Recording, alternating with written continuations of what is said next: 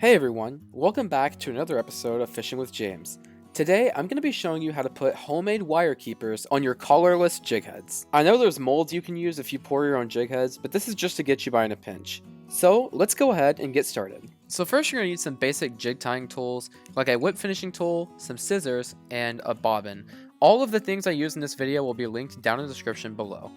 So for the wire keeper itself, I'm going to be using some Christmas ornament hangers. These are really cheap. It'll cost you like $1.50 for 200 of these things. Next, you're going to need some wire cutters. This is just to trim down the keeper once you bend it. You'll also need some super glue. This Loctite works really well. To wrap the wire keeper to the hook, you're going to need some thread.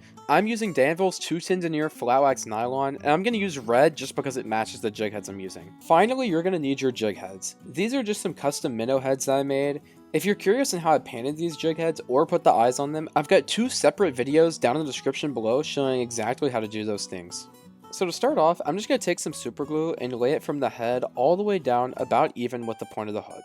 Next, I'm going to lay some thread from the head of the jig all the way down even with the point of the hook. I'm going to be putting a little bit more thread than I would if I were tying a jig, just because I want to make sure the metal from the wire keeper doesn't make direct contact with the hook. Next, I'm just going to take a small piece of paper towel and dab up any extra super glue and cut the tag into the thread. Now for the wire keeper itself, I'm just going to take the Christmas ornament hanger and bend it as flat as I can. You want to try and make it as straight as you can, but it doesn't have to be perfect. So I'm going to bend it out. It's going to be about like that. That's what it's going to look like. Next, I'm going to lay it down on the shank of the hook and tightly wrap thread all the way down, even with where I'm going to want to bend the wire keeper back. About halfway to the hook point, maybe a little bit more, it's typically good. You don't want to be shy on how much thread you wrap. You want to make sure that this thing is tight down to the hook. About right there should work, and if you have to adjust it a little bit left to right, you can. Now I'm just going to bend it up, just like that.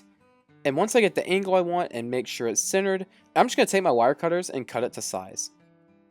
Now this was actually a little bit longer than I wanted, so I came back in with the wire cutters and trimmed it down just a little bit more. Don't worry, you're going to have to trim it down sometimes. Now I'm just going to put a little bit more super glue on top of the thread that's already there. And then I'm just going to take my thread and wrap it again over what's already there. And I'm going to put a few behind the wire keeper as well.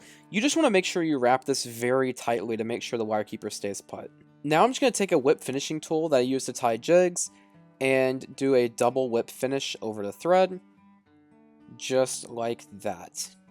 Now I'm just going to cut my thread and take a piece of paper towel and dab up any of the extra super glue and let it dry. And there you have it, a homemade wire keeper. This thing is great to put plastics on your jig heads. I've used this a lot recently when I didn't want to go out and buy new jig heads, and it works really, really well.